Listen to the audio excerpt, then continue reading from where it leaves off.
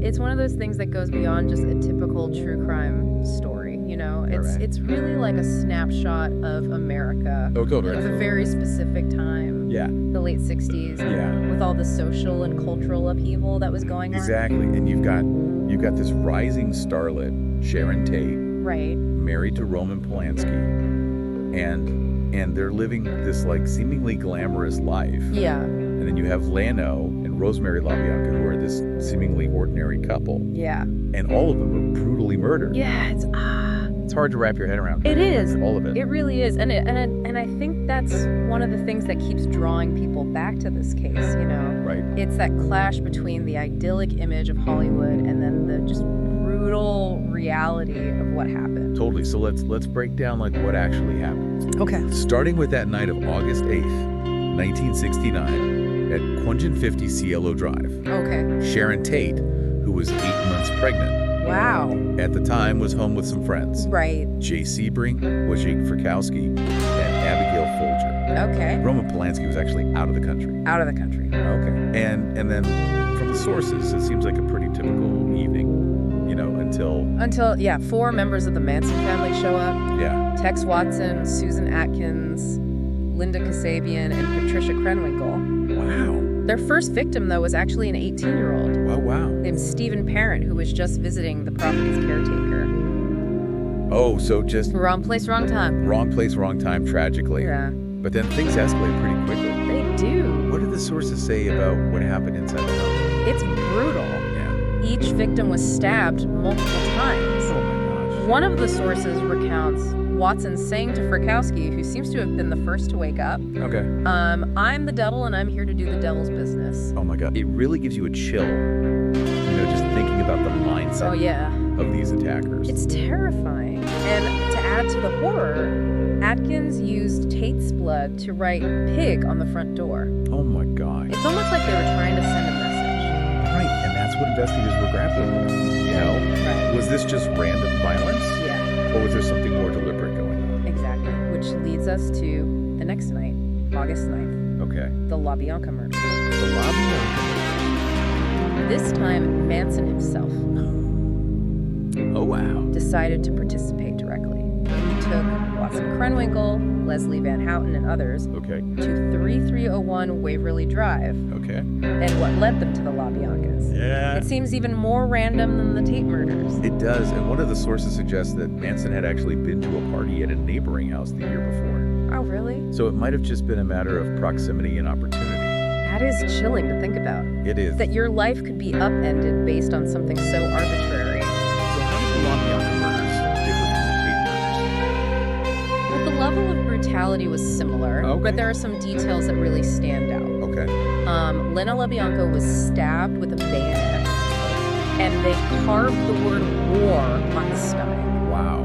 Rosemary LaBianca was also stabbed repeatedly, and this time they left writings on the walls in the refrigerator. Writings like that. Phrases like rise, death to pigs, and even a misspelling of helter skelter. Hold on. Helter Skelter. Wasn't that a Beatles song? Exactly, and that's where things start to get really interesting. That Beatles connection is key to understanding what the Manson family was all about. Like, the sources you provided really go into how Manson, like, twisted the lyrics and imagery of the Beatles music. Oh, wow. Particularly the White Album, to fit his own apocalyptic vision. So he was basically creating his own, like, prophecy Yeah, based on a Beatles album. That's wild. it is, and it's important to remember that this wasn't just some random obsession for Manson. Like, Right? it was central to his hold over his followers. Yeah. He called it helter skelter, and he preached that a race war was coming.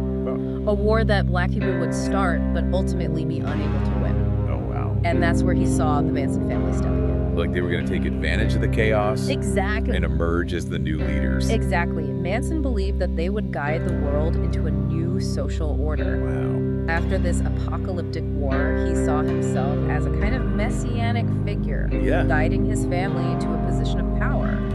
Okay, but how did he go from these ideas to actually convincing people to commit murder? Right. The sources paint a pretty disturbing picture of how he manipulated his followers. He was incredibly charismatic, and he targeted vulnerable young people, Right. people who were already disillusioned with mainstream society. Okay. He offered them a sense of belonging a purpose, a family. Yeah. He used a combination of charm, intimidation, and drugs Wow. to control them. So it wasn't just brainwashing. It sounds more complicated than that. It is. Many of his followers were drawn to his message. Even though it was built on hate and violence, they felt like they were part of something bigger than themselves. Right. Something meaningful. It's a complex interplay of factors, but ultimately Manson was a master manipulator. So in the sources, did Manson ever actually confess to ordering the murders? Did he ever say, go kill these people? Not in those exact words. It was much more subtle, more insidious than Right. that he spoke in this cryptic language, Okay. leaving his followers to interpret his desires, his wishes. It's chilling to think about. It is. Like he was planting the seeds of violence without explicitly giving orders. Exactly. He created this atmosphere of fear and violence within the family. Right. He talked about the need to do something witchy, Okay. to create chaos, to accelerate this so-called race war. Wow. And his followers, who were completely devoted to him, saw those words as a call to action. So they thought they were acting on his behalf. Right. Even if he didn't explicitly order the murders. That's just, I don't know. It's disturbing, isn't it? It really highlights the power of groupthink, Yeah, of blind obedience to a charismatic leader. it does. And it also makes you think about the social and cultural climate of the late 60s. Right. There was so much fear and uncertainty, so much unrest. It's all like the perfect breeding ground Yeah. for this kind of extremism to take root. And that's one of the reasons this case continues to fascinate people. Right. It's a dark reflection of a very specific time in American history. Okay, so we're back. And I gotta say, this deep dive has been a wild ride. It really has. We've gone from like the glitz and glamour of Hollywood to this dark undercurrent of violence and manipulation. Yeah, it really is a stark contrast. Yeah. And it makes you wonder, how these two worlds can exist side by side. Right. But I think that's part of what makes this case so compelling, Yeah. It forces us to confront these darker aspects of human nature. Yeah. The potential for evil to kind of lurk beneath the surface Right. of even the most seemingly idyllic settings. It's true. Yeah. And even though these murders happened over 50 years ago, they still feel relevant today. They do. Why do you think this case continues to fascinate us? I think it's a combination of things. Okay. First, the sheer brutality of the crimes. Yeah. The sources you provided really drive home the horrific nature Right. of what happened to these victims. It's just awful. Yeah, it's something that stays with you even after all these years. Like a nightmare that you can't shake off. Exactly. And then you have the personalities involved. Right. Sharon Tate, this young, beautiful actress on the verge of stardom. Yeah. And then Charles Manson, this enigmatic figure who seemed to embody the dark side of the 60s counterculture. Yeah, he's become such an iconic figure, almost larger than life. He has, and he was very aware of that image he was projecting. Right. He understood the power of the media, Yeah. and he used it to his advantage even during his trial. Oh, totally. The carved X on his forehead, his followers chanting outside the courtroom, it was all very calculated. Yeah, it's like he wanted to turn the whole thing into a spectacle, Yeah. a way to further his message. It's possible, but I think it goes deeper than that. Okay. This case also raises important questions about our justice system, Okay. about the nature of cults, and about how we protect vulnerable people from exploitation. Yeah, it's a case that has resonated through the decades and continues to spark debate and discussion. It really has. So what happened to the Manson family after the murders? Right. Did they all face justice? They did. Manson, Watson, Atkins, Krenwinkel, and Van Houten were all convicted of murder Wow. and sentenced to life. Manson himself died in prison in 2017, but the others remain incarcerated to this day. It's interesting to think about what their lives have been like since then. It is. How do you reconcile with something so horrific? That's a question that has no easy answers. Some have expressed remorse, Okay. others remain defiant, Wow. but their lives are forever marked by these events. Yeah, and the fascination with this case continues, doesn't it? It does. You see it in books, movies, documentaries. It's like we can't look away. Yeah, I think that's because this case goes beyond just a crime story. Okay. It taps into something deeper, something primal. Right.